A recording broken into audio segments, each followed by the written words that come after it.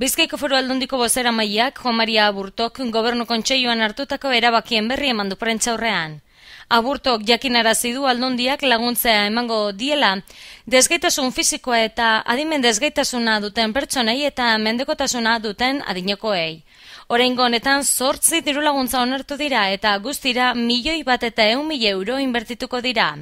Nekazaritza sailari dagokionez Aldundiak 270.000 euro bideratuko ditu erregimen estentxiboetako euskal arrazentzat, karrantzako ardia, mutur beltzak eta mutur gorriak, ardilatxa eta sasi ardia, Euskal Herriko mendiko zaldia eta potxoka eta beia haziendan Montxina, Pireneika eta Terreinarentzat.